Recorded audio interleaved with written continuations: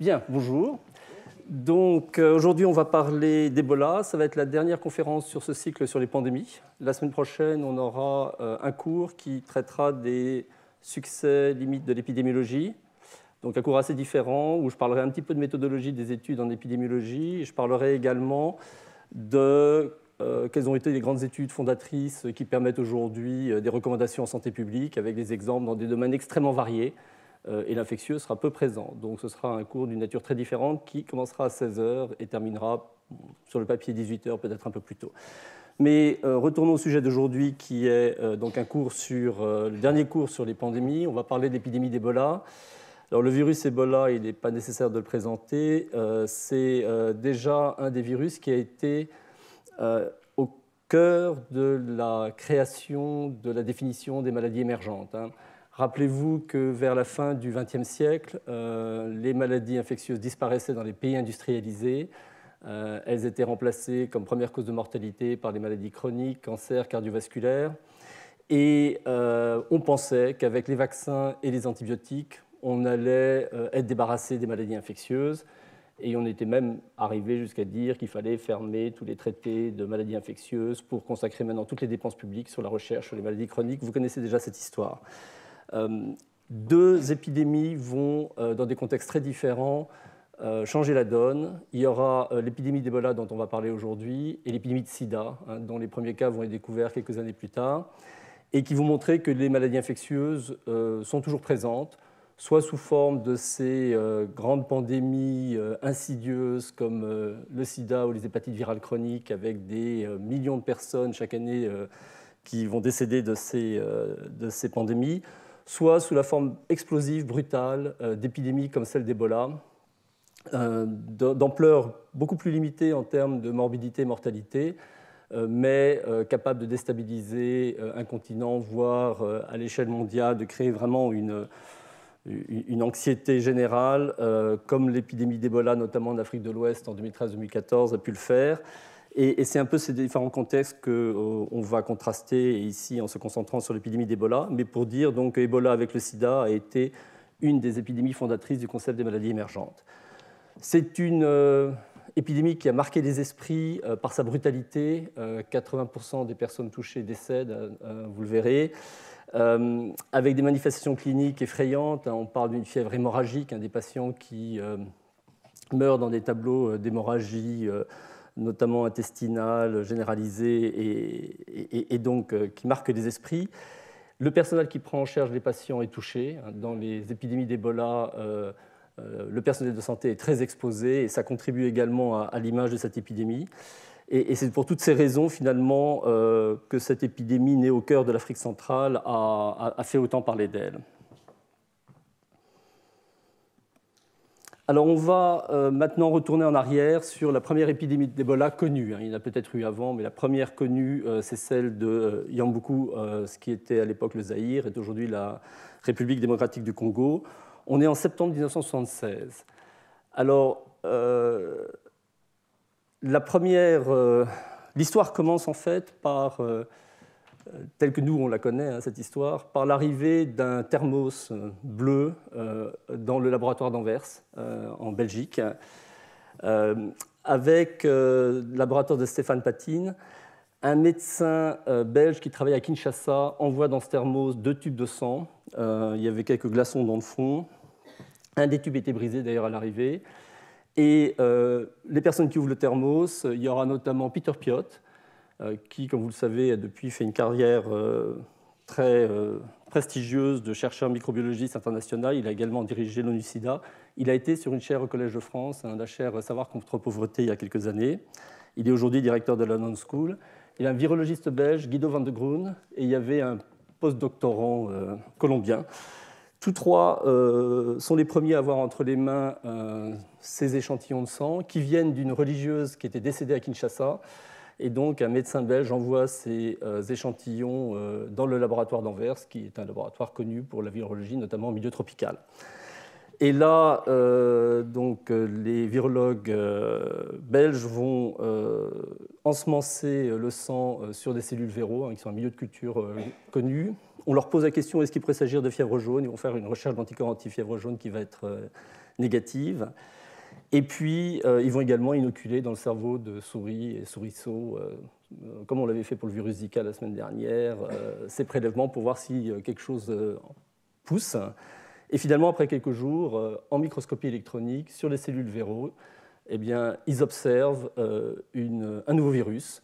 Et Stéphane Patine, qui dirige le laboratoire, en regardant au microscope, dit ça ressemble, c'est un filovirus, ça ressemble beaucoup au virus de Marburg. Alors, le virus de Marburg fait partie de la même famille, des filovirus. Et en 1967, dans la ville allemande, des chercheurs qui travaillaient, en fait, ou des techniciens laboratoires qui travaillaient sur des cellules de reins de singes d'origine africaine avaient été infectés par ce filovirus et avaient fait un tableau très proche du tableau de la maladie d'Ebola, avec donc, manifestation de fièvre hémorragique. Donc, même famille de virus, même type de symptomatologie, c'est ce qu'on connaissait des filovirus à l'époque.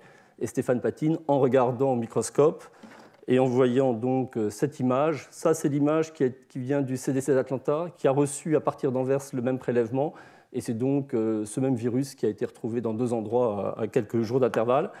Mais vous voyez une image d'un filovirus et il dit, ça y est, c'est un nouveau filovirus qui nous vient d'Afrique centrale. Et donc, il décide d'organiser une expédition avec le concours de l'OMS pour aller regarder qu'est-ce qui s'était passé au Zaïre avec ce nouveau virus. Les informations qu'ils obtiennent leur indiquent que tout se passe dans un petit village qui s'appelle Yambuku, que vous avez ici, près d'une rivière du nom d'Ebola, et vous avez donc compris d'où vient le nom de la maladie. Et les chercheurs concernés partent. Ils rejoignent d'ailleurs Pierre Sureau de l'Institut Pasteur, qui travaillait pour l'OMS à l'époque, dans un de ces avions, les Hercule C-130, avec la Jeep, etc. Ils atterrissent à Bamba, qui est à peu près à 100 km de Yambuku, et ils vont arriver, après une journée, dans ce centre. Pardon, alors...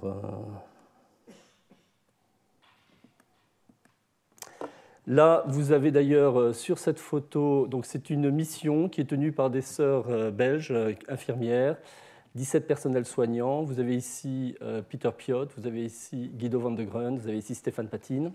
Et il y a Carl Johnson du CDC d'Atlanta qui est présent également.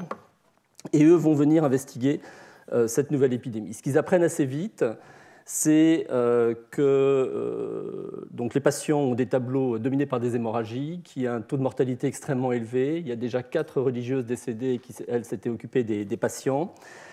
Et ils commencent leurs investigations. Décidément, j'ai un souci avec cet ordinateur, mais je vais y arriver.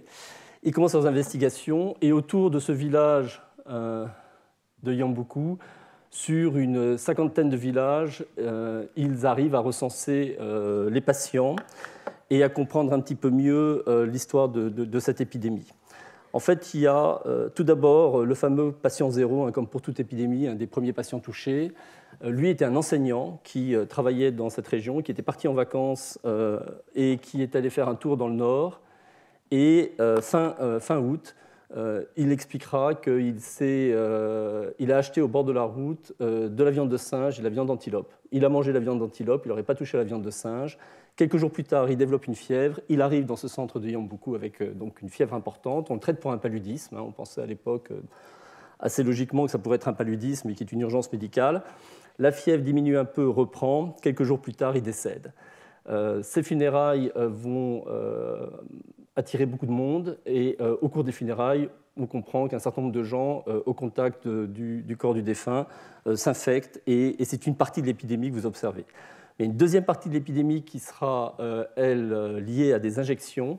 En fait, on se rend compte qu'autour de cette mission, les sœurs religieuses qui avaient reçu quelques patients donc atteints d'Ebola, dont cet enseignant, utilisaient beaucoup les injections et en ont administré au personnel soignant et en ont administré à des personnes qui sont venues dans cette mission. On ne sait pas très bien si cette administration a été amplifiée du fait de l'existence d'une maladie environnante, mais c'était beaucoup d'injections de vitamines, notamment de la vitamine B. Et beaucoup de femmes autour des âges de 20 à 40 ans ont été traitées avec ces fortifiants. Et malheureusement, l'histoire rétrospectivement laisse entendre qu'il n'y existait en fait que 5 seringues et quelques aiguilles dans cette mission, et qu'elles étaient très largement réutilisées et probablement insuffisamment stérilisées. Vous avez vu la semaine dernière déjà les conséquences en Égypte de l'utilisation d'aiguilles mal stérilisées avec l'épidémie d'hépatite C, là dans un contexte sur une échelle beaucoup plus limitée, mais avec des conséquences dramatiques qui sont dues à la gravité du virus Ebola, transmission iatrogène très vraisemblable. Ce qui fait que dans la courbe épidémique que vous voyez ici, il y aura en tout 318 patients avec 88% de décès, donc taux de létalité considérable. Vous verrez ici que les cas, ça a été reconstruit par la mission qui s'est constituée dont je vous parlais au début. Beaucoup de cas étaient liés à des injections, c'est ce que vous voyez ici, et puis ça, c'était des contaminations de personne à personne, et qui étaient liées au début l'enterrement du premier patient, et puis après les contacts avec des patients en phase avancée.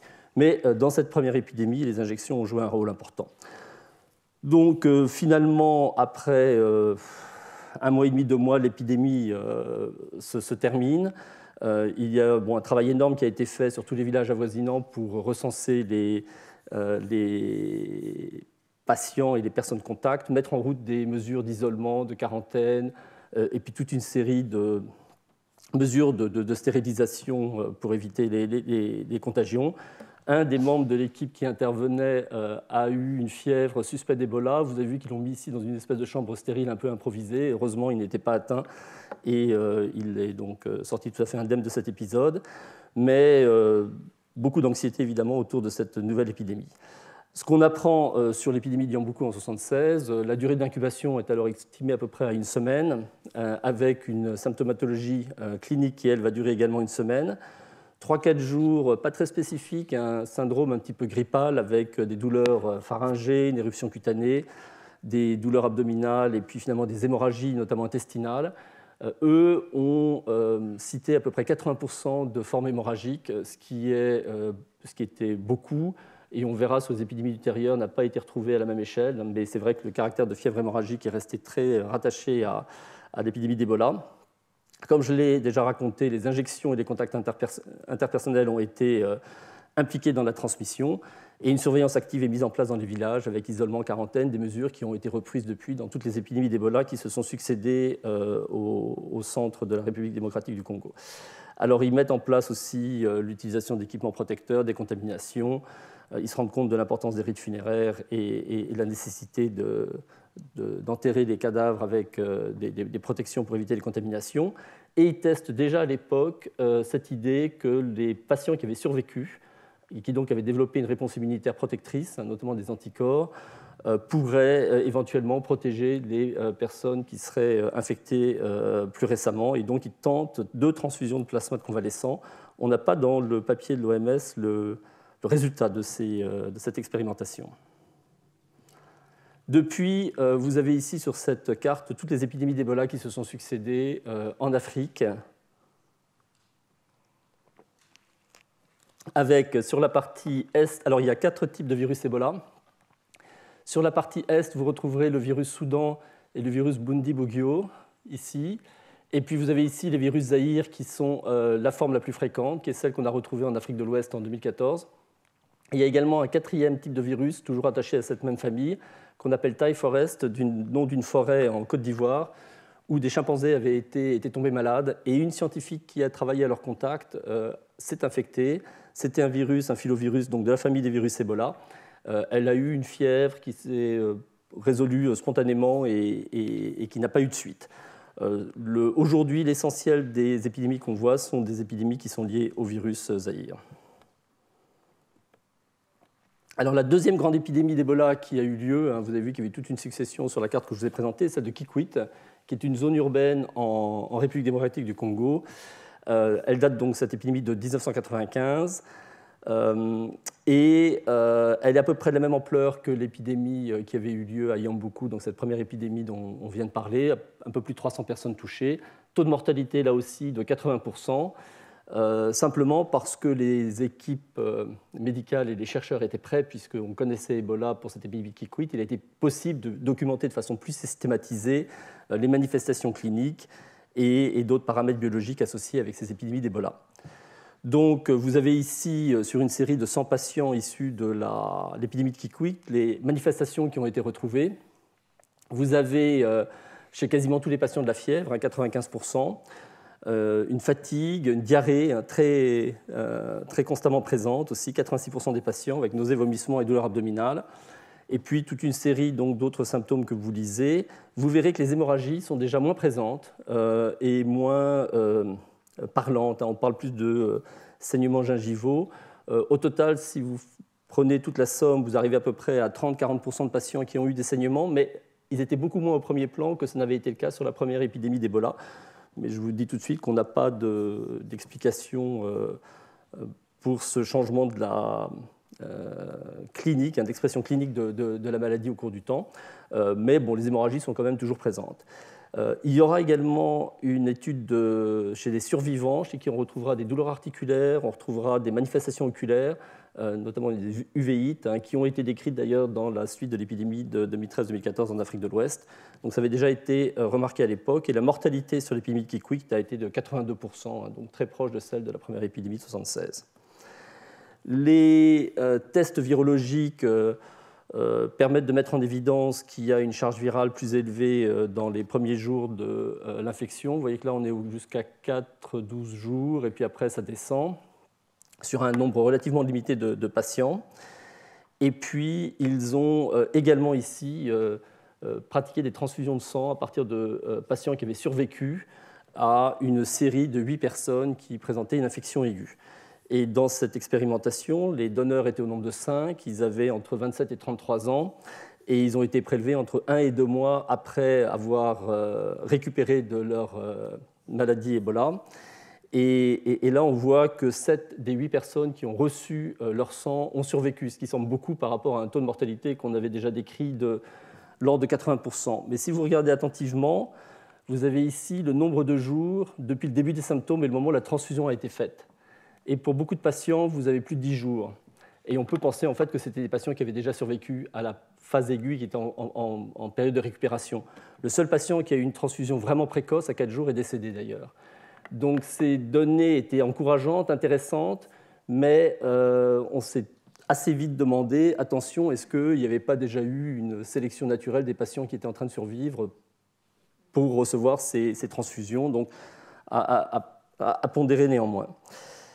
Il y aura la première enquête aussi typique de transmission faite en comparant les contacts des patients. Donc, il y avait, sur cette étude-là, à partir de 27 patients, ils ont pris les 173 contacts. Et parmi ces 173 contacts, il y a eu 28 cas secondaires. Et ils ont comparé les caractéristiques de ceux qui avaient eu une infection au contact d'un patient et de ceux qui n'avaient pas développé d'infection alors qu'ils avaient été contactés aussi. Et ils retrouvent, et je simplifie pour vous l'analyse ici, une augmentation du risque de développer la maladie pour les contacts quand ils ont été au contact du patient, mais à la phase tardive de la maladie, late illness, pas à la phase précoce, où là il n'y a pas d'augmentation de risque, mais s'ils ont été contact, alors ça c'est partager un repas, discuter ou partager un lit avec un patient qui était sur une phase tardive de la maladie, là il y a une augmentation du risque, et c'était déjà la première évidence, entre guillemets, que c'était la phase tardive de la maladie qui était dangereuse pour les contacts. C'est le moment où les patients deviennent contagieux. Il y a aussi sur l'exposition à un cadavre qui est associée à une augmentation de risque s'ils l'ont touché. Donc, de cette épidémie de Kikwik, on retient sur la partie transmission la possibilité d'une transmission interhumaine via des fluides corporels, les soins aux patients, les rites funéraires qui sont à nouveau signalés, que la contagion ne débute qu'après le début des symptômes, ce qui, pour le contrôle d'une maladie infectieuse, est entre guillemets une bonne nouvelle parce que ça permet d'avoir déjà identifié les patients comme tels pour les isoler et donc éviter qu'ils soient contagieux pour les autres, sachant que cette contagion est plus importante en phase terminale, ça ressortait déjà sur cette épidémie de Kikwik, et des questions qui se posaient autour, est-ce qu'il peut y avoir une transmission par voie aérienne, notamment par aérosol, dans l'épidémie de Kikwik, ils n'ont retrouvé aucun argument en faveur, et aujourd'hui encore, on pense qu'il n'y a pas non plus d'argument en faveur d'une transmission par aérosol. Donc c'est vraiment une maladie dont la transmission débute plutôt sur la phase tardive de la maladie et par contact avec les fluides corporels des patients, notamment quand ils sont dans les phases terminales hémorragiques. Alors, déjà à Kikwit, ils ont pensé à se dire, pour voir comment se transmet la maladie, on va prendre des prélèvements des patients et on va rechercher le virus dans ces prélèvements. Et alors, ils ont pris des larmes, de la sueur, des selles, des urines, de la salive, du sperme et des sécrétions vaginales. Et c'est finalement dans le sperme qu'ils vont retrouver du virus. Et dans les mois qui suivent la maladie, vous voyez ici que pour ces patients, donc on est là à 52 jours, 82 jours, et là presque 2 ans après le début de la maladie. Et on a des PCR positifs jusqu'à 82 jours, 91 jours. Donc en gros, chez quelques patients, dans le sperme, on retrouve jusqu'à 3 mois la présence du virus. Et cette notion est importante, vous le verrez sur les prochaines épidémies, car elle pourrait expliquer en partie le redémarrage d'épidémies à distance par présence du virus dans le sperme de patients infectés. Donc, voilà déjà sur ce qu'on savait en termes de santé humaine par rapport aux épidémies d'Ebola, avec l'épidémie de Kikwit, qui est une des épidémies très instructives de cette période. Il y a toute une équipe qui, entre-temps, travaillait pour savoir d'où venait ce virus, quel était son réservoir animal potentiel. Eux étaient basés au Gabon, au CIRMF, dirigé par Éric Leroy. Éric Leroy, qui est un chercheur qui travaille sur Ebola depuis qu'Ebola est connu, et qui a fait vraiment les plus grandes contributions dans le domaine de la découverte du réservoir animal et des animaux qui peuvent être dans la chaîne entre le réservoir et l'homme. Et là, sur ces études qui sont faites, donc on a ici le Gabon, ici la République du Congo, c'est le Congo-Brazzaville. Le Zaïre est un peu plus à l'est. Donc ici, en 2001-2003, vous avez toute une série d'épidémies et à chaque fois la même séquence où on retrouve des animaux décédés, des gorilles, des chimpanzés ou des antilopes. Duiker, c'est antilope. Et on en retrouve dans tous ces endroits, là où des épidémies d'Ebola vont survenir. Et les premiers cas des épidémies d'Ebola, quand ils sont retrouvés, sont souvent des chasseurs qui étaient au contact de ces animaux.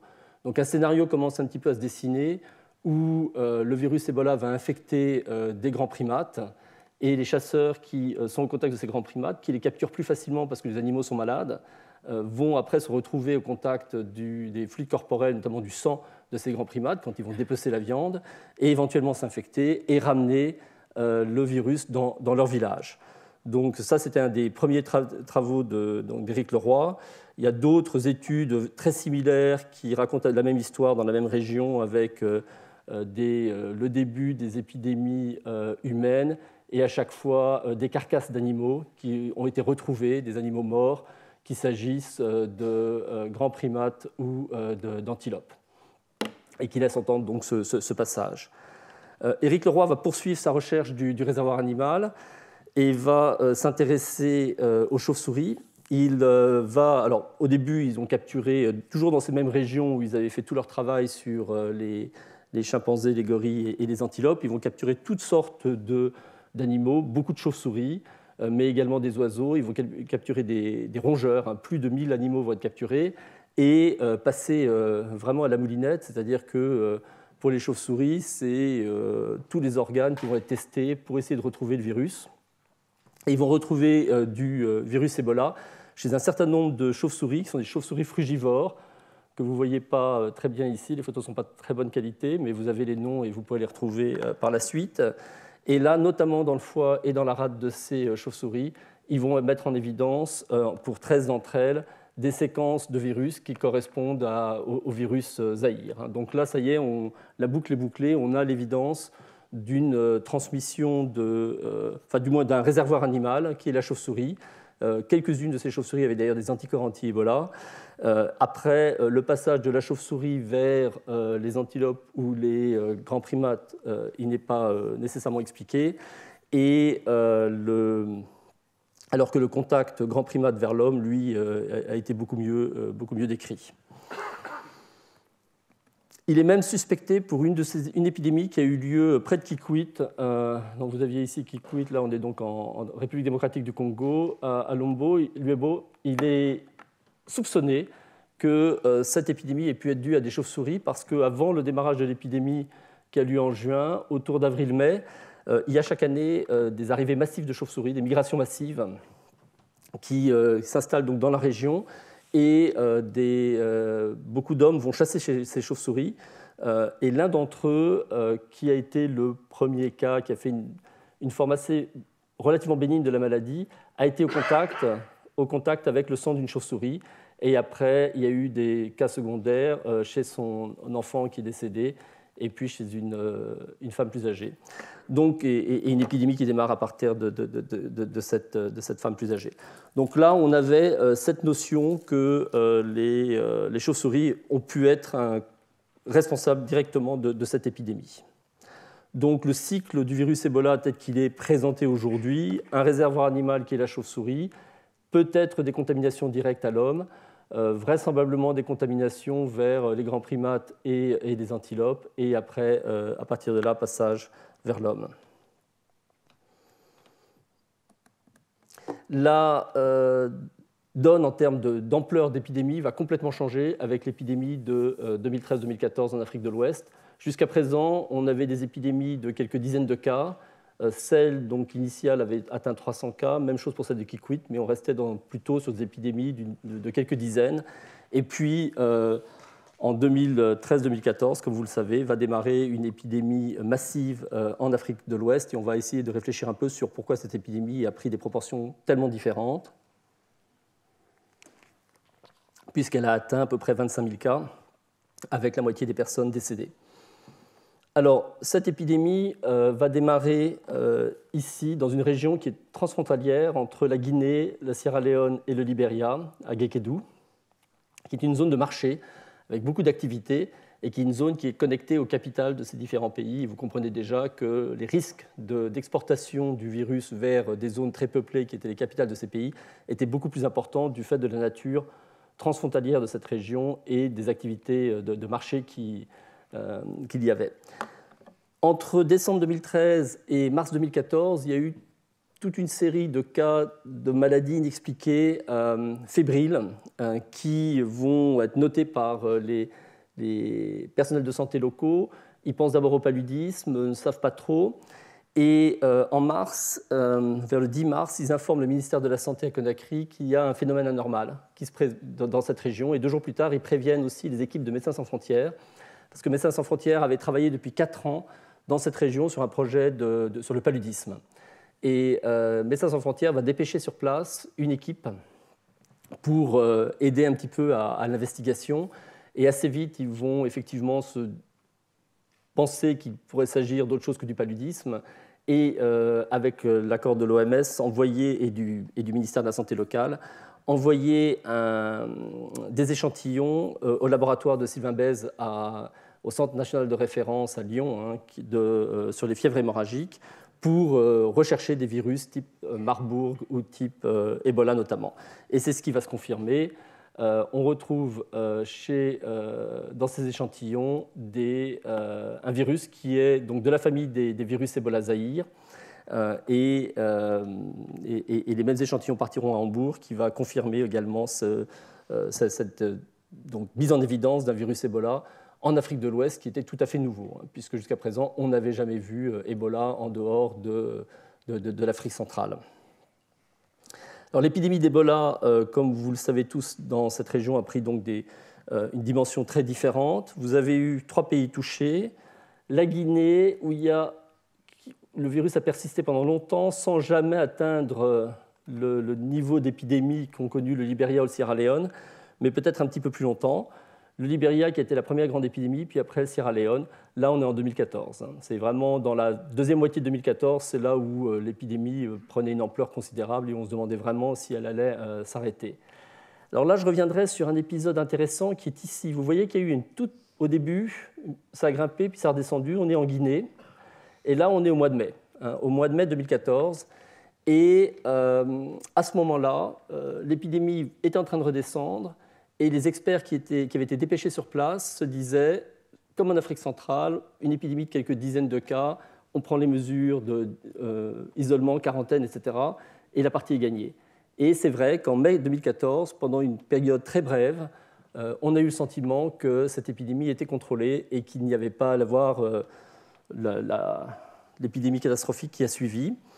Et si vous voulez en savoir un petit peu plus sur cet épisode, je vous invite de lire, il est toujours en ligne, cet article du New York Times, de 4 journalistes d'investigation du New York Times, qui racontent comment Ebola est revenu dans cette région. Et c'est extrêmement détaillé. Ils retournent, alors ils vont vous raconter tout ce que je vais vous dire un peu plus tard sur le patient zéro, etc., de cette épidémie. Mais après cette période exacte, vous voyez, de mars, avril, mai, où on a pensé contenir l'épidémie, ils ont pu rétrospectivement retrouver les individus. Ils sont allés enquêter sur place. Et ce qui s'est passé finalement, c'est que vers la mi-mars, donc on était au moment où on venait d'identifier l'épidémie, puisque les échantillons avaient été envoyés à la mi-mars à Lyon. Eh bien, dès la mi-mars, alors que l'épidémie était essentiellement en Guinée, il y a 2 patients qui partent au Sierra Leone, et une mère et sa fille, et eux vont démarrer une épidémie au Sierra Leone qui va démarrer à bas bruit, parce qu'au début, vous avez 2 patients, il vous faut 14 jours entre chaque génération de patients. Donc 14 jours plus tard, il y a eu 2, 3 autres patients, puis 14 jours plus tard, 6, 7, 8 patients. Et c'est finalement 2 mois plus tard que cette épidémie avait atteint des chiffres assez conséquents au Sierra Leone et que ça y est, ça démarrait au Sierra Leone, comme vous avez pu le voir sur la diapositive d'avant, où l'épidémie était beaucoup plus, a commencé à démarrer au Sierra Leone à ce moment-là. Mais voilà, elle était partie à bas bruit, et cette photo est une photo de un des points de passage entre la Guinée et Sierra Leone. Parce que vous pourriez vous dire, mais pourquoi est-ce qu'on ne contrôle pas les frontières, etc. et compagnie. La frontière entre Guinée et Sierra Leone, c'est une série de points de passage comme celui-là, avec des pirogues qui traversent. Et là, il y avait une mère et sa fille qui étaient atteintes et qui sont parties de l'autre côté. Et tout ça a été noté. D'ailleurs, c'est raconté dans l'article du New York Times. Les autorités de santé guinéennes avaient noté ces 2 cas. Puis après, ils sont partis, mais l'information n'a pas suivi vers le Sierra Leone. Et l'épidémie a démarré à bas bruit. Donc cette épidémie a pris des proportions gigantesques. Comme vous le voyez ici, c'est surtout dans les zones urbaines, donc Conakry, ici Freetown et Monrovia, que vous allez avoir le maximum des cas. Et tout ça a été connecté entre ces pays, notamment par les zones interfrontalières où elles ont démarré. Donc là, on est sorti complètement de l'image de ces épidémies qui avaient lieu dans des villages reculés d'Afrique centrale où, finalement, avec isolement, quarantaine, et puis on coupe la route et on attend que ça passe. C'est une façon très cynique de raconter les choses, parce qu'aujourd'hui, les équipes sont très proactives pour vraiment essayer de contrôler ces épidémies, mais c'était un peu l'image qu'on s'en faisait. Là, on est sur des épidémies qui arrivent dans des capitales de plusieurs millions d'habitants, dans des pays qui ont des systèmes de santé vraiment très, très délabrés. C'est des pays qui sortent, pour Sierra Leone et Libéria, de guerre civile et d'une période d'instabilité très longue, donc très pauvre également. La Guinée fait partie des pays pauvres aussi, et donc ils ont tous des systèmes de santé qui n'étaient pas en mesure de faire face. Donc vous avez... On en reparlera, vu l'implication internationale avec l'OMS, puis les ONG, et la façon avec laquelle l'épidémie a finalement été contenue. Mais on partait au début de pays où le système de santé était quand même extrêmement fragile. Alors plusieurs types d'études vont avoir lieu. Ici, je vous montre un travail qui a été fait par les équipes de l'Institut Pasteur de Dakar et l'Institut Pasteur de Paris, où ils ont documenté des chaînes de transmission. Alors, il est assez difficile, et on ne va pas essayer de le faire, de montrer tous ces points de contact, mais juste pour vous dire que par des entretiens, on arrive à reconstruire la nature des contacts qui ont pu avoir lieu et des chaînes épidémiques entre différents cas qui peuvent impliquer à la fois des transmissions dans le cadre des soins ou en dehors, avec les funérailles notamment. Et ce travail a cherché à montrer la part prise par les transmissions intracommunautaires à l'hôpital et lors des rites funéraires dans différents moments de l'épidémie. Donc on arrive là maintenant à commencer à faire une épidémiologie assez fine et qui va alimenter finalement les mesures de contrôle en communauté qui vont être proposées, ou pour les cas, on leur demande les contacts. Si les contacts ont des symptômes, on les hospitalise et on leur demande leurs contacts. S'ils n'ont pas de symptômes, ils sont en quarantaine pour 21 jours. C'est le double de la médiane d'incubation qui, pour cette épidémie, a été estimée autour de 10 jours. Et donc, au bout de 21 jours, s'ils n'ont pas montré de symptômes, on est quasiment rassuré sur le fait qu'ils n'étaient pas infectés, n'ont pas développé la maladie. Il y a des contacts qui peuvent être perdus, etc. etc. Donc, tous ces scénarios sont expliqués. Et vous avez des équipes qui partent faire à la fois de la communication sur l'importance de se présenter quand on a des symptômes dans les centres de soins. Et après, quand on a des cas suspects, eh bien, on envoie des personnels de santé pour aller chercher ces cas suspects et les amener à l'hôpital, avec ces scènes qui sont à la fois terribles et où on voit ces hommes complètement dans les tenues donc, de protection emmener un patient et les proches et les voisins qui sont là et qui regardent impuissants ce qui est en train de se faire. Donc, tout ceci s'accompagne d'une mobilisation sociale qui est forte, avec voilà, dans les différents pays des explications à la population sur les conduites à tenir, etc., pour à la fois la prévention et que faire si on présente des symptômes. Beaucoup de travail a été fait autour des rites funéraires parce qu'on s'est rendu compte assez vite qu'au moment où les patients étaient décédés, les familles dans ces pays vont nettoyer le corps et après participer donc à l'enterrement et être très exposés. Le moment où les patients sont décédés, c'est là où tous les fluides corporels sont les plus infectés. Donc il y a eu au début des mesures assez radicales qui ont été prises pour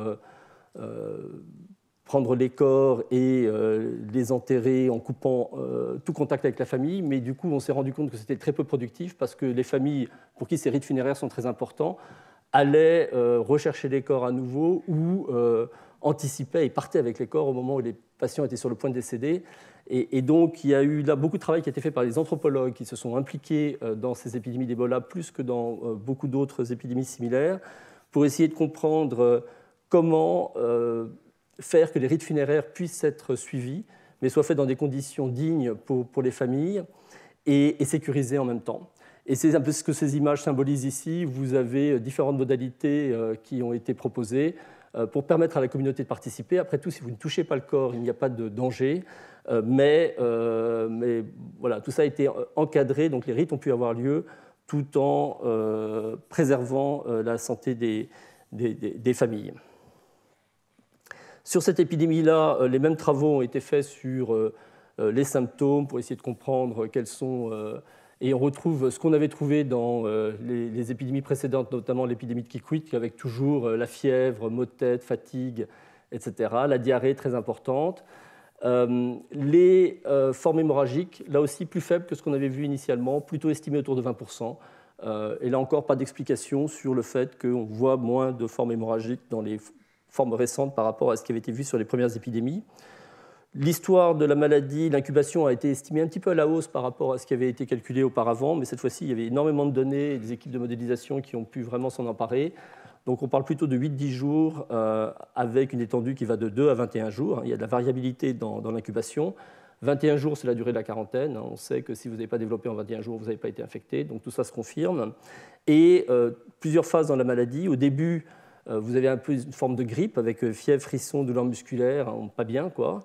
Et puis après 3 à 5 jours, c'est là que vous développez les syndromes gastro-intestinaux, la diarrhée notamment, et où vous basculez dans la forme de la maladie avec, au bout d'une semaine pour certains patients, le choc et l'évolution vers le décès. Mais là, comme je le disais, symptômes hémorragiques n'ont été vus que dans 18% des cas dans cette épidémie. Ce qui a pu être noté, c'est que donc le taux de létalité, la proportion de décès par groupe d'âge variait donc selon les catégories d'âge, était très important chez les plus jeunes, les moins de 2 ans, et chez les plus de 30 ans, on va dire, mais que chez les sujets de 10 à 30 ans, eh bien, les taux de létalité étaient élevés, mais moins élevés que pour les autres. Et sur ce diagramme récapitulatif, vous voyez que les maladies à virus Ebola liées à la souche Zaïre ont un taux de létalité qui est estimé autour de 80%.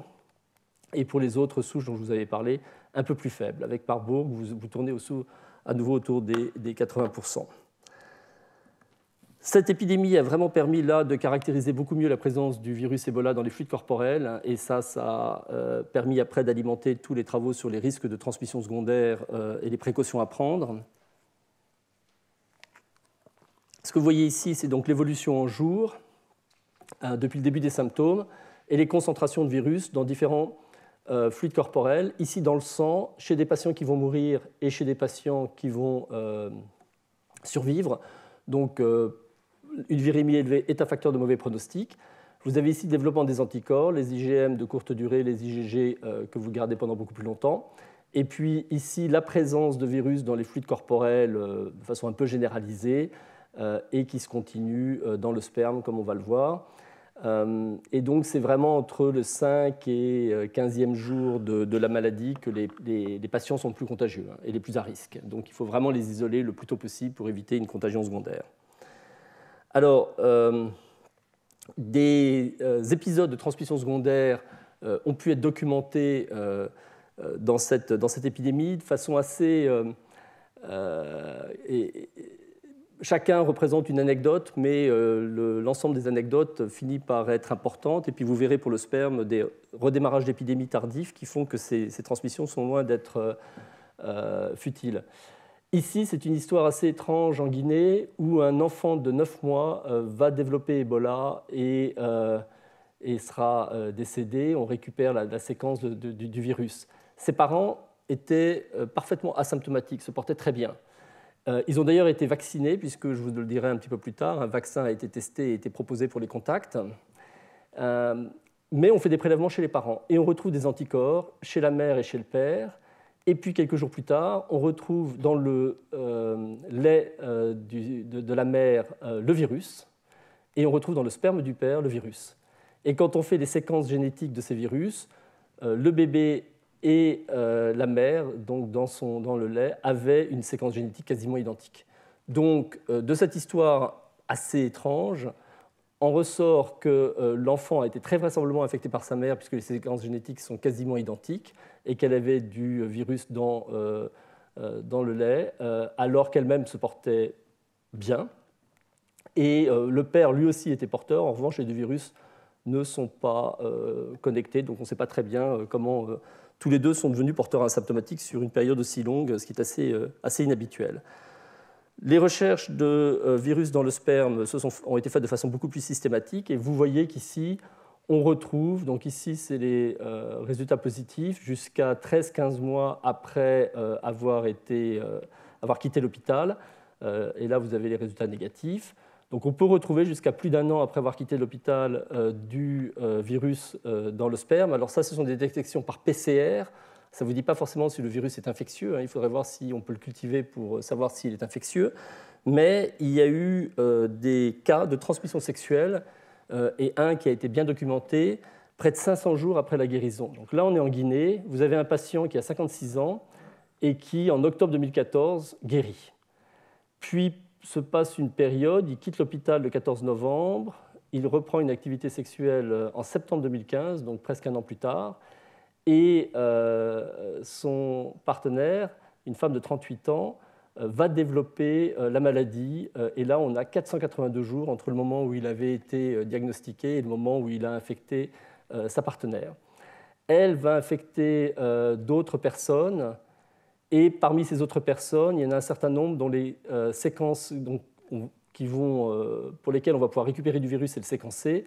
Et quand on compare ce virus au virus du patient initial, on retrouve que c'est exactement la même séquence. Donc on a toutes les raisons de penser que cette épidémie qui a démarré presque 18 mois plus tard est due à une transmission sexuelle secondaire.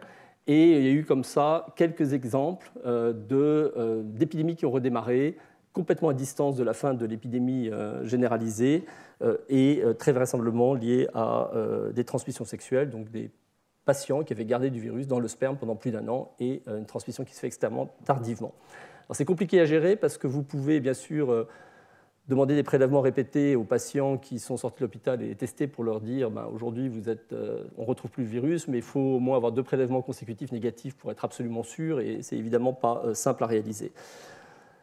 Autre exemple de résurgence tardive, on est ici au Libéria, en juillet 2014, une épidémie qui est décrite ici, qui implique plusieurs individus, un homme, une femme, etc. Et en juillet 2014, tout se termine. Une femme qui avait pris soin de ce patient avait été légèrement malade en juillet au moment de cette épidémie. Tout rentre dans l'ordre, et en septembre 2015, en octobre, elle est admise à l'hôpital, et on retrouve chez elle des anticorps. Elle va vraisemblablement infecter son enfant qui a 2 mois et qui lui aussi va développer d'anticorps. Et elle va infecter son conjoint qui lui va aussi faire une maladie, donc Ebola, et pour qui on récupérera des séquences, qui va infecter 2 enfants, 2 de leurs enfants. Le 3e ne sera pas infecté. Et dans toutes ces séquences, on retrouve la même séquence chez cette personne et chez celle-là. Donc on pense que ça a été une ressortie 1 an plus tard, à partir d'une femme qui avait fait une maladie très brève pendant l'épidémie de juillet 2014 alors qu'elle s'occupait d'un de ses proches. Tout rentre dans l'ordre et presque 1 an plus tard, elle retombe malade et contamine. Et là, et on ne sait pas du tout où est-ce que le virus était niché chez cette personne, mais quand on compare les séquences génétiques, on a l'impression que les 2 événements sont liés. Donc c'est une histoire, vous voyez, un peu compliquée. On n'a pas toujours une réponse claire, mais ça nous traduit simplement le fait qu'il y a un risque de ressortie d'Ebola 1 an plus tard, quelquefois, et donc redémarrage d'une petite épidémie, ce qui n'est évidemment pas du tout rassurant quand on parle de gestion de l'épidémie. Alors, non, je voulais vous présenter une vidéo, mais je pense que dans toute la série de petits soucis qu'on a eus, non, je ne vais pas la voir. Où j'essaye là. Est-ce qu'il va bien vouloir? Si, il veut bien. Attendez, je m'avance peut-être. Voilà. Donc ça, c'est une vidéo qui vous retrace l'épidémie d'Ebola et les chaînes de transmission reconstruites à partir des séquences génétiques qui ont été faites par tous les chercheurs qui ont travaillé sur cette épidémie, aussi bien en Guinée, Sierra Leone et au Libéria. Ce qui est fait ici, vous avez en bas les courbes épidémiques, vous avez ici les séquences génétiques, et quand les séquences génétiques sont identiques, ça permet finalement de postuler que ces 2 personnes se sont infectuées mutuellement. Et à partir de là, on peut reconstruire les chaînes de transmission, y compris sur des distances importantes. Donc, ce travail a été fait dans le laboratoire de Trevor Bedford, et vous avez tout sur le lien, vous pourrez télécharger cette vidéo. Ça a été fait rétrospectivement. Il a fallu attendre la fin de l'épidémie, demander à tous les chercheurs d'accepter de partager leurs séquences, de comparer les séquences, et puis après de reconstruire les chaînes de transmission pour obtenir l'animation que je viens de vous montrer. Techniquement, aujourd'hui, il n'est pas exclu que l'on puisse, avec des séquenceurs portables, et pour peu qu'on trouve les moyens de transmission des séquences sur le cloud, que l'on puisse faire ce travail, j'oserais pas dire en temps réel parce qu'on connaît tous ces obstacles, et puis surtout dans les régions où on travaille, la qualité notamment des transmissions par Internet est mauvaise aujourd'hui, mais à une échelle de temps de 5 ans peut-être, il n'est pas exclu qu'il soit possible de produire ces séquences chez les patients avec des séquenceurs portables en temps réel, de les envoyer sur le cloud et de pouvoir reconstruire les chaînes de transmission. Ce n'est pas la priorité aujourd'hui. Aujourd'hui, la priorité, elle est vraiment le carnet à spirale. Vous êtes malade, vous étiez avec qui en contact, on rend visite. Est-ce que vous êtes malade? Oui, non, on vous met en quarantaine. C'est ça qu'il faut faire. C'est vraiment là-dessus que ça repose. Mais l'épidémie qui a lieu aujourd'hui, et on va en parler en RDC près de Kivu, on se rend compte que chez les patients qui arrivent dans les hôpitaux, seuls 30% d'entre eux correspondent à des contacts qu'on avait identifiés. C'est-à-dire que les systèmes aujourd'hui de recherche de contacts ne marchent pas comme ils devraient. On perd 70% des personnes qui vont devenir des patients plus tard.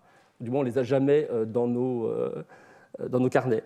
Donc, disposer d'outils de ce type qui permettent de reconstruire les chaînes de transmission, si possible en temps réel, et peut-être pour l'avenir, une piste intéressante. Mais une fois de plus, il ne faut pas s'enthousiasmer pour cette technologie. Quand on voit les endroits où il faut intervenir et où les problèmes sont vraiment très terre-à-terre sur le quotidien et la logistique, ça reste encore le contact, l'interview, l'entretien, etc., qui est au cœur de la gestion des épidémies aujourd'hui. Alors, de ce qui est ressorti de l'épidémie de 2013-2014, on a, comme je vous le disais, 3 stades de la maladie. Au début, des patients qui ont une forme de grippe, qui sont fatigués, qui ont de la fièvre, ils sont ambulatoires, et c'est vraiment le stade de début de la maladie. Puis les symptômes digestifs, entre 3 et 10 jours, c'est là où il commence à y avoir des pertes liquidienne majeure avec la diarrhée, et c'est là où il faut leur faire des perfusions pour essayer de compenser les pertes liquidiennes, et puis des patients qui vont développer un choc et des complications et des hémorragies, et c'est eux qui vont décéder. Et c'est un petit peu maintenant le schéma de la maladie tel qu'il est, il est reconnu. La prise en charge, elle va reposer, et au moment de l'épidémie de 2013-2014, des concepts de presque hôpitaux militaires qui ont été construits dans différents endroits et mis en place pour faire face à l'afflux de patients, montrant la circulation, le triage et la circulation des patients entre les différents secteurs de l'hôpital selon le fait que le diagnostic a été confirmé ou pas, ou qu'ils sont en phase convalescente, avec tout ce type de prise en charge dans les endroits les plus démunis, à des hôpitaux qui ont été mis en place, notamment par Médecins sans frontières, notamment par l'ONG à Lima, et puis au Libéria par l'armée américaine. Donc on a vraiment vu beaucoup de choses se mettre en place. Après, ce qui est ressorti de cette épidémie, c'est la difficulté de la prise en charge des patients, parce que pour les personnels soignants, les tenues protectrices sont extrêmement difficiles à porter. Et quand vous avez un service avec une vingtaine de patients, il est entendu que pour un soignant, il peut garder cette tenue qu'à peu près 45 minutes. Ça veut dire que s'il fait le tour pour voir 20 patients, il va passer 2 minutes par patient. Et les soins qu'on voulait apporter à ces patients, qui reposent de changer des perfusions, des patients qui sont en train d'avoir des pertes liquidiennes importantes, etc., nécessitent quand même des soins proches de la réanimation. Or là, on n'est absolument pas, avec 2 minutes par patient et peut-être 2 tours par jour, en mesure d'administrer ces soins. Et c'est ce qui explique que les taux de mortalité pendant cette épidémie, malgré tous les efforts des personnels soignants, sont restés très élevés, puisqu'on était quand même autour de 60-70% pendant l'épidémie 2013-2014, même si sur la fin, avec la pratique et une meilleure prise en charge, les taux ont baissé jusqu'à 40%. Mais les soins symptomatiques, juste compensation des pertes liquidiennes et tout ce qui va avec, dans ces conditions-là, étaient extrêmement difficiles. Et ces tenues protectrices qui ne pouvaient être gardées que 45 minutes ont contribué à rendre le travail des personnels soignants très difficile. Et puis vous imaginez aussi les contacts avec les patients extrêmement limités dans le temps. Et tout ce que ça représentait d'un point de vue humain pour ces patients qui étaient dans un état critique et en train de mourir, et de n'avoir que des contacts 2 fois par jour pendant 2 minutes avec des personnes dans des tenues comme celle-là, c'est certainement effrayant. s'est posé à ce moment-là la question de comment essayer de mettre en évidence des traitements efficaces contre le virus lui-même, pas le traitement symptomatique, la compensation des pertes liquidiennes, etc., les antibiotiques et tout ce qui va avec, mais est-ce que des antiviraux peuvent marcher? Est-ce que l'administration d'anticorps monoclonaux, la version plus sophistiquée des transfusions de plasma avec des anticorps dirigés contre le virus, pourrait marcher? Et là, je vous ai juste mis une controverse du Lancet, donc un journal médical très influent, où sur la gauche, les équipes de Médecins sans frontières et un certain nombre de grands noms d'Ebola, de gens qui connaissaient vraiment la maladie, disaient que dans les conditions de prise en charge des patients telles qu'elles existaient pendant ces épidémies, il n'était pas possible de faire des essais qu'on dit randomisés avec tirage au sort, parce que vous ne pouvez pas comparer l'efficacité d'un traitement contre un placebo pour une maladie qui a un taux de mortalité qui atteint 70-80%, si vous avez la moindre raison de penser que le traitement que vous allez tester peut avoir une efficacité. Donc eux disent on n'est pas dans une situation où on peut faire un tirage au sort, on n'est pas dans une situation où on peut obtenir le consentement d'un patient informé en leur expliquant le pourquoi d'un tirage au sort, etc., alors que vous l'avez vu, il y a 2 minutes de contact avec les patients par jour, des patients qui sont en train de mourir, dans une langue différente pour beaucoup d'entre eux. Enfin bref, donc on n'est pas du tout dans les conditions d'un essai randomisé, et ils ont donc fait une tribune dans Lancet là-dessus. Et puis de l'autre côté, il y a eu les méthodologistes rigoureux qui, eux, disent on comprend parfaitement vos arguments, mais si vous ne faites pas d'essai randomisé, on n'aura jamais la réponse. Et on ne pourra jamais dire que le traitement va marcher ou pas. Et donc eux, et là c'est ce qu'il dit ici, il y a au moins 4 raisons de penser qu'il faut faire des essais randomisés, en gros. Et ça a été vraiment un débat très très vif dans la littérature scientifique. Qu'est-ce qui est sorti de l'épidémie de 2013-2014 ? Il y a 4 traitements qui ont été testés. Un antiviral qui a été repositionné, c'est-à-dire que c'est un traitement qui était déjà utilisé, dont on savait qu'il présentait très peu d'effets indésirables, qui s'appelle le favipiravir, qui était utilisé pour le traitement de la grippe, et dont on avait pu voir in vitro et sur des modèles animaux qu'il aurait une efficacité contre Ebola. Il a été testé, mais donc là, il n'y a pas eu de randomisation, de tirage au sort, parce que c'était l'équipe de l'INSERM française qui a mené cet essai avec les autorités guinéennes. Et ils se disaient, on n'est pas dans une situation où on peut faire un tirage au sort. Donc ils ont traité 99 patients, et ils ont eu des résultats mitigés, et l'essai est considéré comme non concluant. Donc finalement, de cet essai-là, on n'a pas pu ressortir de l'information. Peut-être que ça a une efficacité, mais dans ces cas-là, elle est modeste. C'est peut-être la seule chose qu'on pourrait dire à la suite de cet essai. Si la favipiravir a marché, l'effet est modeste. Et peut-être qu'il peut marcher chez les gens qui ont des charges virales basses. Mais en comparant avec des témoins qu'on appelle historiques, c'est-à-dire des séries de patients antérieurs, puisqu'ils n'ont pas fait de tirage au sort, ils n'ont pas pu mettre en évidence de bénéfice de cette molécule. Il y a eu des transfusions de plasma de patients convalescents qui ont été faites avec, là aussi, un essai à un bras, pas de tirage au sort, comparaison à des témoins historiques, des patients qui avaient été traités dans le même hôpital dans les semaines qui précédaient l'utilisation de ces plasmas de patients convalescents. Et là aussi, on n'a pas pu conclure qu'il y avait un effet. Les seuls qui ont fait un essai randomisé, c'est un groupe américain qui testait des anticorps monoclonaux, ZMaP. Et là, ils ont tiré au sort contre placebo. Ils ont pu recruter que 72 patients parce qu'ils sont arrivés en fin d'épidémie sur les 200 planifiés. Il y a une mortalité plus faible chez ceux qui ont reçu le ZMaP par rapport au groupe tiré au sort pour le placebo, mais ce n'était pas concluant, mais probablement un manque de puissance statistique. Mais on ne saura jamais. Ils visaient 200 patients, ils n'ont pas réussi à les inclure. Puis il y a eu des ARN interférents qui ont été testés sur un tout petit nombre de patients, avec des résultats qui ont été peu concluants et puis surtout des effets indésirables importants qui font que cette piste a depuis été abandonnée. Alors, l'épidémie de Guinée a été aussi l'opportunité de tester un vaccin. Le vaccin avait été développé par un groupe de Canadiens et la première partie de l'épidémie, l'épidémie a duré 18 mois, la première année de l'épidémie, finalement, elle a été utilisée pour sortir le vaccin des étagères et faire ce qu'on appelle les phases 1 pour voir si ce vaccin était sans danger pour les personnes qui allaient le recevoir. Donc ça a été fait dans différents pays, au nord et au sud, et seulement sur la fin de l'épidémie en 2015, il a été possible de démarrer un essai randomisé pour voir si le vaccin, dont on savait depuis qu'il était sûr, avait une protection contre le virus Ebola. L'essai qui a été utilisé, la méthodologie utilisée était des essais randomisés en anneaux, c'est-à-dire que ce qu'on appelle en anglais ring vaccination. L'idée était, quand vous avez un patient, vous allez vacciner ses contacts et les contacts des contacts. Et ça peut faire un groupe de 50 à 100 personnes à peu près. Si vous allez voir pour un patient les contacts et les contacts des contacts, et vous vaccinez tout le monde, vous allez avoir environ 50 à 100 patients. Ça, c'est un anneau. Et on tire au sort à chaque fois que vous avez un nouveau patient qui arrive pour savoir si les contacts et contacts des contacts de ce patient vont être vaccinés immédiatement ou vont recevoir le vaccin, mais avec 3 semaines de retard. C'est ce qu'on appelle le delayed. L'idée, c'est qu'on va vacciner tout le monde à terme, mais pour un groupe, on va vacciner les gens immédiatement, et pour l'autre groupe, on attend 21 jours avant de vacciner, qui est une façon de limiter le fait d'être contre placebo ou pas, parce qu'on se dit que tout le monde va recevoir le vaccin à terme, mais un groupe le reçoit tout de suite et puis le groupe plus tard. Et c'est ça qui permet la comparaison. Et la comparaison, vous l'avez ici, où, et bon, le papier est un peu complexe à interpréter, mais si on attend plus de 10 jours, qui est la durée d'incubation après le moment où vous avez été vacciné, au moins 10 jours après le vaccin, dans le groupe où l'anneau a été vacciné immédiatement, vous n'avez eu aucun cas d'Ebola. Et dans les groupes où vous avez attendu 21 jours, avant même que ne démarre cette vaccination dans ce groupe-là, il y a déjà eu 16 personnes qui ont développé Ebola. Et ce qui laisse entendre que la protection pourrait être de l'ordre de 100%, mais avec un intervalle de confiance, et c'était significatif.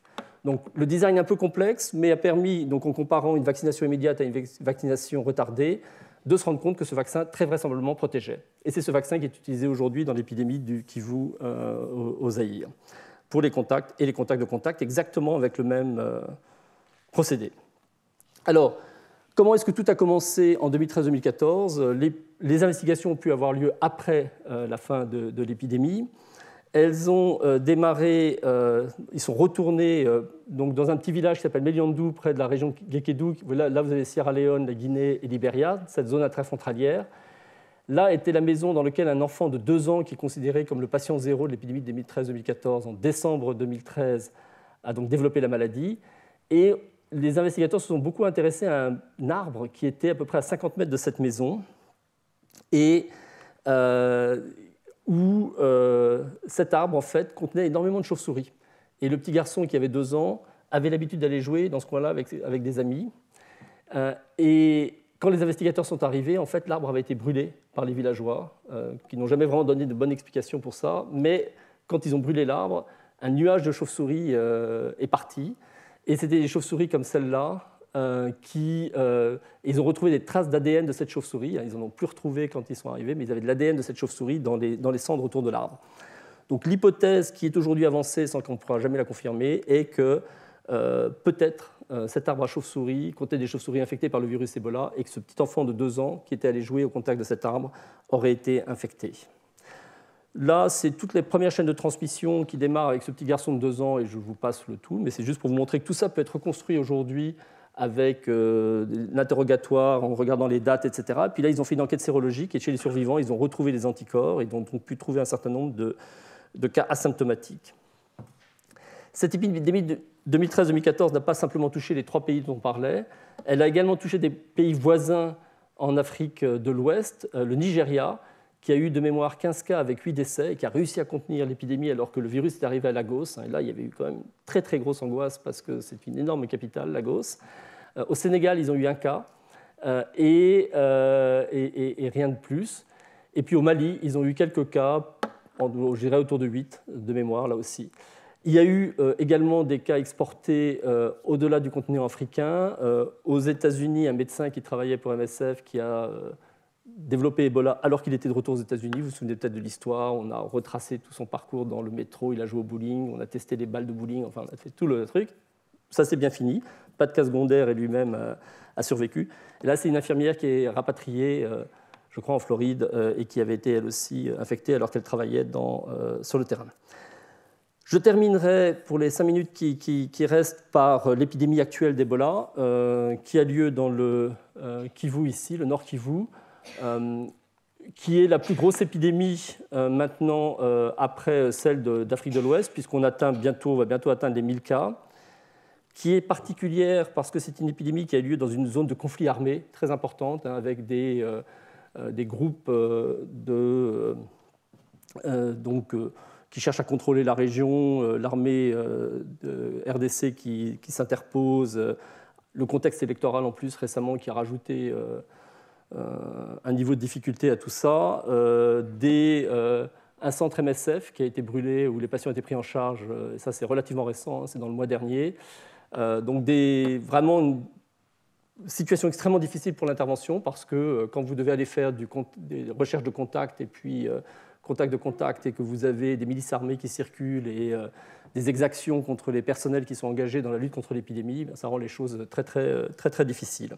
Donc, contexte d'intervention particulièrement difficile, avec des progrès très, très lents. L'épidémie n'explose pas, mais ne s'arrête pas non plus.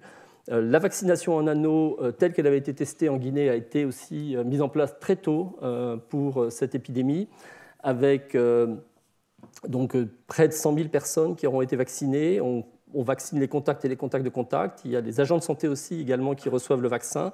On a élargi aux enfants, parce qu'on a eu depuis des données de phase 1 qui laissaient entendre que le vaccin était sans danger pour les enfants, et sans données, mais parce qu'on pense que c'est important, très récemment, ça a été élargi aux femmes enceintes.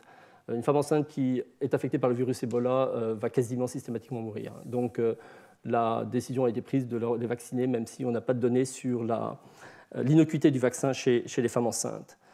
Il y a des traitements, un essai randomisé à 4 bras qui est en cours, 112 patients par bras, très difficile parce que les patients sont un peu éparpillés et on teste 4 types de traitements, des anticorps monoclonaux, dont un anticorps monoclonal qui avait été isolé d'un patient du Kikwit de l'épidémie dont je vous ai parlé plus tôt, 1995, et puis un antiviral, analogue nucléotidique également est testé dans cette évaluation. Les traitements symptomatiques sont aujourd'hui mieux administrés dans les endroits où ils peuvent le faire. Bien sûr, quand on brûle l'hôpital, vous devinez.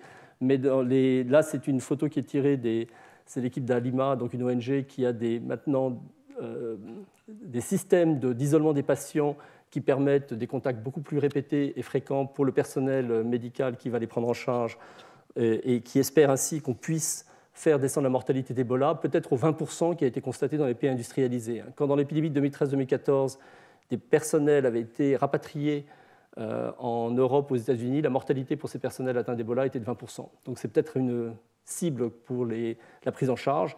Là, dans cette épidémie aujourd'hui, on est à peu près à 60%. Mais si on arrivait à traiter tôt et avec des traitements symptomatiques efficaces, peut-être qu'on arriverait à descendre vers ces 20% qui représentent la cible d'aujourd'hui. Une réflexion intéressante de Joanne Liu, qui est la présidente de MSF, qui très récemment s'est exprimée le 6 mars, et qui disait que d'un côté, on a aujourd'hui des vaccins, enfin un vaccin, il y a un deuxième qui est en voie d'expérimentation, il y a des traitements qui semblent prometteurs, et en même temps, une population qui refuse d'aller se faire soigner. Pour les populations locales, le fait d'être hospitalisé reste encore extrêmement difficile. La perception qu'ils ont finalement, c'est que déjà vous avez ces hommes en tenue très effrayante qui arrivent, qui prennent les gens et qui les emmènent, et on sait que les gens qui vont dans les hôpitaux, il y en a entre 60 et 80% qui ne vont jamais en ressortir. Et pour les populations locales, la perception de la prise en charge est évidemment très mal vécue. Sur l'épidémie de 2013-2014, il y avait des reportages terribles, je ne sais pas si vous avez vu sur la BBC notamment, on voit une petite fille de 7 ans, de nuit, qui est arrachée à sa famille par des espèces de cosmonautes. Elle va dans un centre, elle va mourir 3 jours plus tard, complètement seule, vous voyez, complètement perdue. Et pour les familles, c'était très dur, mais c'est aussi très dur pour le personnel hospitalier et le personnel des ONG.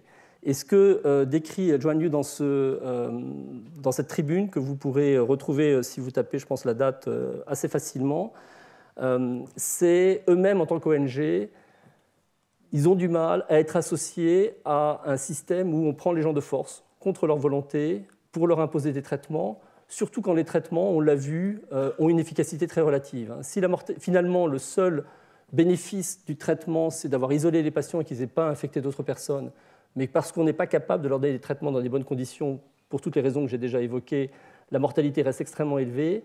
Le fait de l'imposer de force, sans le consentement des familles, va à l'encontre de principes très élémentaires de la prise en charge des patients. Et MSF développe vraiment une réflexion là-dessus en disant il ne faut pas s'étonner si les populations refusent de venir dans les centres de traitement qu'on leur propose, vu les conditions dans lesquelles se font les hospitalisations forcées et vu le peu de résultats qu'on obtient avec nos traitements.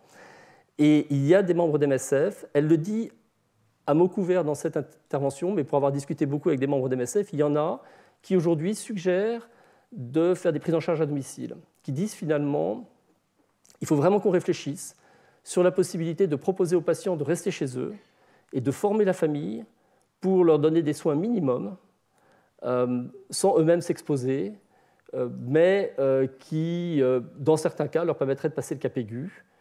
Parce qu'aujourd'hui, ce qu'on voit, c'est que les gens vont se cacher, que les transmissions secondaires non contrôlées sont beaucoup plus importantes, alors que s'il y avait une participation possible des familles, à ce moment-là, le traitement serait beaucoup mieux accepté, les isolements et les quarantaines seraient beaucoup mieux réalisés, et on aurait peut-être un meilleur contrôle de l'épidémie.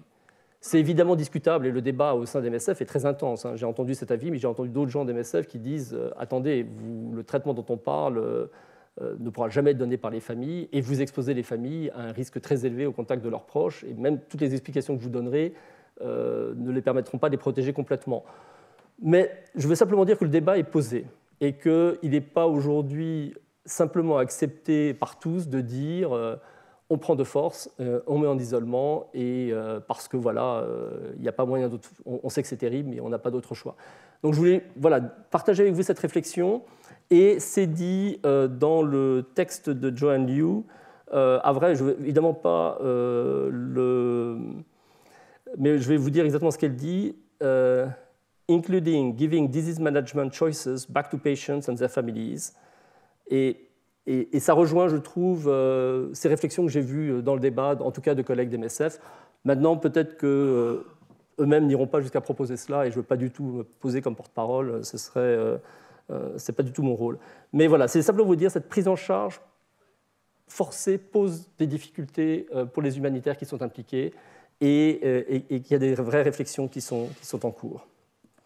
Je terminerai simplement avec cette diapositive. Vous avez probablement vu la résolution, pas très bien voir, mais qui montre le maillage de routes extrêmement dense qui existe maintenant.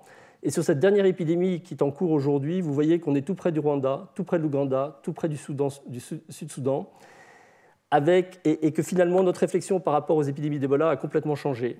Avant l'épidémie de 2013-2014, quand on voyait une nouvelle épidémie d'Ebola démarrer, on dirait au pire, il y aura 200-300 cas, le plus souvent quelques dizaines de cas.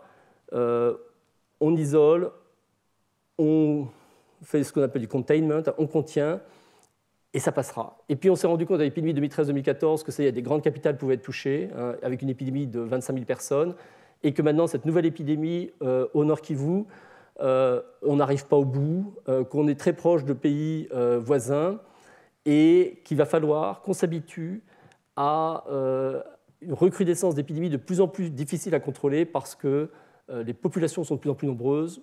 Très vite, on arrive dans des villes. Là, il y avait une ville comme Beni, par exemple, qui a été touchée assez rapidement. Et donc, ça y est, dès qu'on est dans des densités de population en ville, le contrôle de l'épidémie devient vraiment, vraiment difficile. Et c'est vrai pour un virus comme Ebola, mais il y a d'autres virus comme Marburg, comme Lassa, comme la variole du singe, qui vont éventuellement nous poser les mêmes problèmes dans les années à venir, et que la densité des populations, les zones urbaines, la connexion entre ces zones urbaines, les passages transfrontaliers font que ces épidémies vont très naturellement devenir de plus en plus difficiles à contenir. Et donc tout le travail qui est en cours aujourd'hui au Nord Kivu dans des conditions très difficiles est capital pour essayer de mieux comprendre quelles sont les solutions qu'on peut apporter. Je vous remercie.